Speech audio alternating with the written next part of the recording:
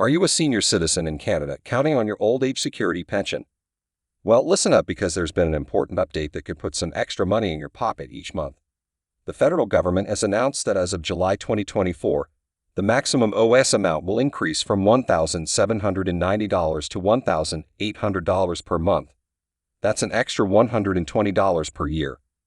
For those of you who aren't familiar with me, my name is Michael and this is my channel Seniors Money, where I cover all the latest news and money tips for retirees and older adults in Canada.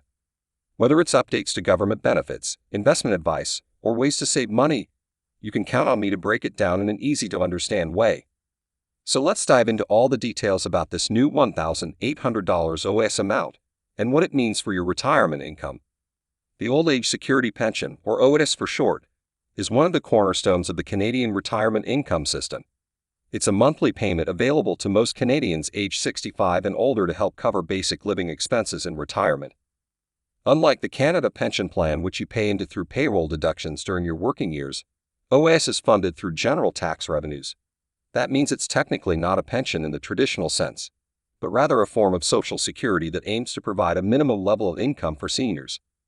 The current maximum OAS amount for the 2023/2024 fiscal year is $1,790 per month or $21,480 annually for those receiving the full pension. However, your OAS payments can be reduced or even eliminated completely through the OAS recovery tax if your annual income exceeds a certain threshold. For the 2023 tax year, the OAS clawback threshold is $86,912 for individuals. That means if your total income for 2023 exceeds $86,912, you'll have to repay part or all of your OAS through higher income taxes. The full OAS amount is completely clawed back for individuals with incomes above $139,908. The income thresholds are updated quarterly based on inflation, and the clawback ranges are higher for seniors who have to pay the OAS recovery tax on top of regular income taxes. Despite the income testing, the majority of Canadian seniors do receive at least a partial OAS pension during retirement to supplement their other sources of income like workplace pensions, RSPs/RIS, non-registered investments, etc. So what's the big update for 2024? As I mentioned at the start, the maximum OAS amount is being increased to $1,800 per month or $21,600 annually starting in July 2024. This is an increase of $10 per month or $120 per year compared to the current $1,790 maximum.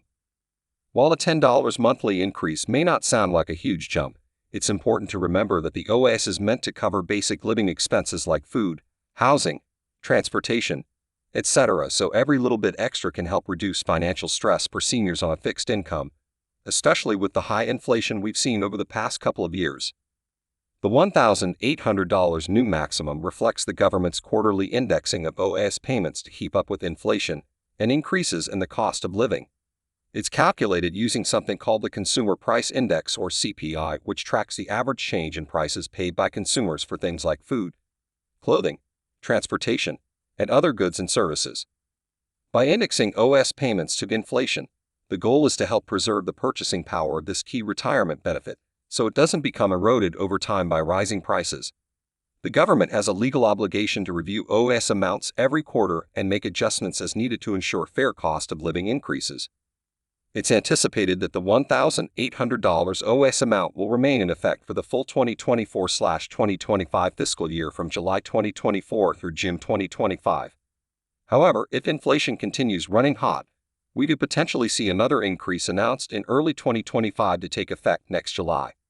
The government has confirmed that OAS income thresholds and clawback ranges will also be increasing proportionally for the 2024 tax year to account for this new $1,800 payment amount. Exactly what those new income thresholds will be hasn't been officially announced yet, but based on the increase from $1,790 to $1,800, we can likely expect the OAS clawback threshold to rise from the current $86,912 level for 2023 to somewhere around $88,000 for the 2024 tax year. The complete OAS clawback range will probably shift from last year's $139,908 to around $141,000 for higher income seniors. So in summary, An extra $10 per month may seem small, but it's still a meaningful increase for lower and middle-income retirees relying on OAS as a key source of funds to cover daily living expenses. Every little bit extra can help make a difference, especially in this high inflation environment we're facing. Now, beyond just the raw dollar increase itself, it's also important to consider how a higher OAS amount of $1,800 could potentially impact other benefits and tax credits that are tied to your income level. For example, let's look at the Guaranteed Income Supplement, or GS. The GS is a monthly non-taxable benefit paid on top of the OAS pension to lower-income seniors with little or no other sources of retirement income. To qualify for the GS, your annual income from sources like OAS, CPP, workplace pensions, RSP/RIS, etc. must be below certain income thresholds, which are updated quarterly. For the 2022/2023 year, the current income cutoff to receive even a partial GS amount is $20,208 for a single senior or $25,504 for a senior couple, both receiving partial OAS. So if you're currently receiving GS on top of the $1,790 OAS amount, an increase to $1,800 could potentially push your income slightly above those cutoff thresholds depending on your specific situation. That could then lead to a slight reduction or even elimination of your GS payments if you cross over the line. However, the government has confirmed the GS income limits will also be increased proportionally along with the new $1,800 OAS amount. So while the thresholds will shift upwards, it shouldn't drastically change your GS eligibility one way or the other compared to current levels. The same goes for income-tested tax credits offered through the Canadian tax system like the Age Credit, Disability Tax Credit, and various other benefits and deductions targeted towards lower-income seniors and older adults. By increasing the OAS amount to $1,800, the government will have to adjust all the associated income thresholds and clawback ranges for these credits by a corresponding amount. So in theory, your overall tax situation and eligibility for key tax breaks shouldn't change significantly just due to this $10 monthly OAS increase. Where the higher income level could potentially have more of an impact is for seniors receiving benefits from other non-government sources that are tied directly to your annual income number.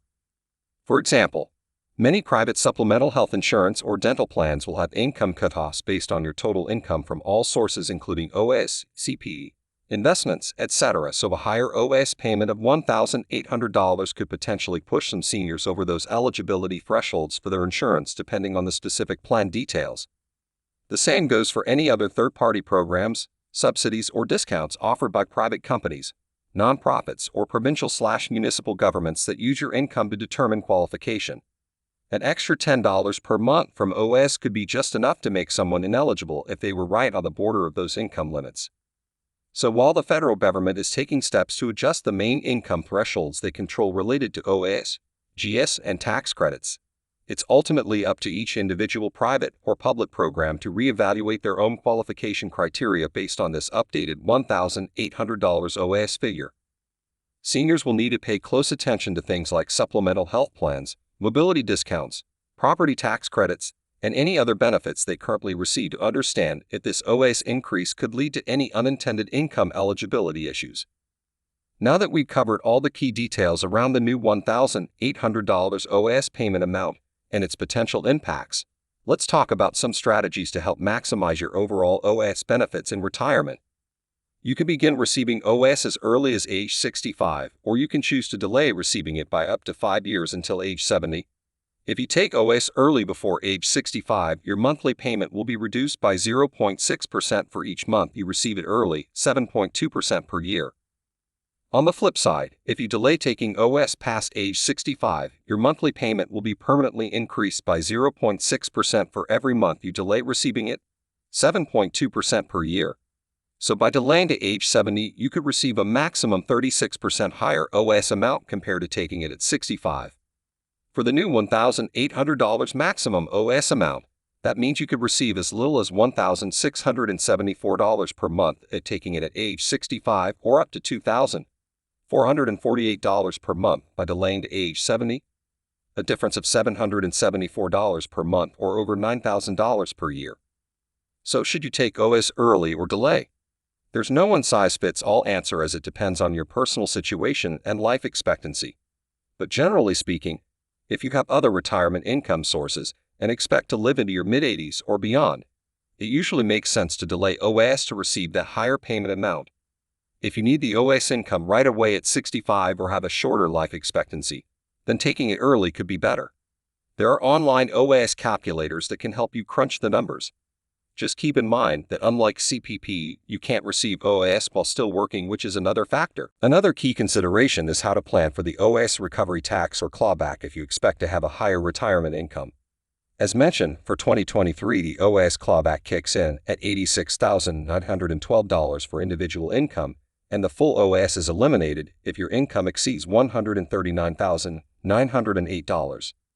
With the increase to a $1,800 maximum OAS amount in 2024, those thresholds will rise proportionally to roughly $88,000 and $141,000 respectively based on current projections.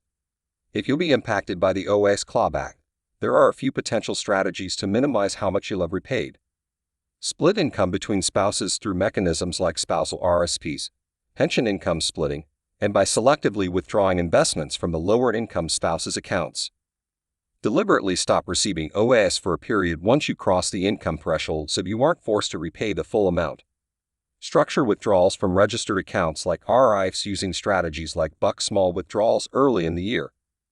Hold investments that generate less taxable income like Canadian dividend stocks and use personal lending strategies to access funds. Time the receipt of lump sum amounts like severance, inheritances, etc. to avoid pushing you over the clawback limits. It's a complex area, so speaking to a financial planner or accountant can help ensure you're maximizing your OAS payments based on your projected retirement income levels. Qualifying for OAS as a newcomer. For those who have immigrated to Canada later in life, there are some special rules around OAS eligibility to be aware of. In order to qualify for even a partial OAS pension, you must have lived in Canada for at least 10 years after age 18.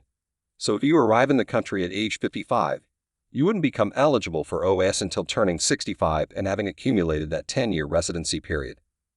Additionally, the maximum OAS amount of $1,800 per month is only available to those with 40 years of residency in Canada after age 18.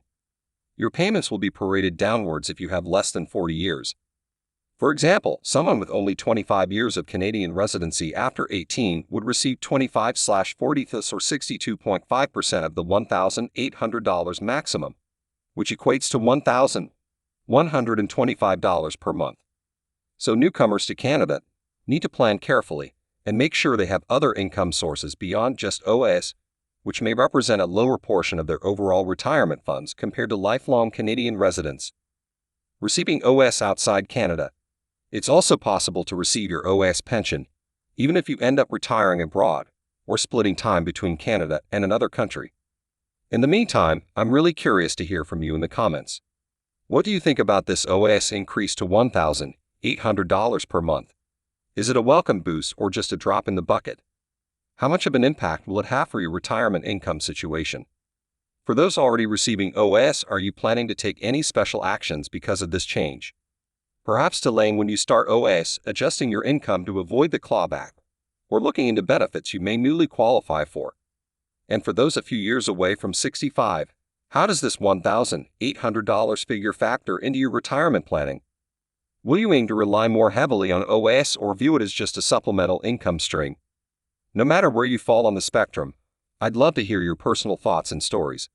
The more we can learn from each other's experiences, the better prepared we'll all be to maximize our retirement finances. You can also let me know if there are any other topics around government benefits, tax planning, investing, budgeting, or really any money matters you'd like me to cover more in-depth on future videos. I'm always open to suggestions. In the meantime, thanks as always for watching. I'll be back again soon with more money tips to help make your retirement as comfortable and stress-free as possible. Take care.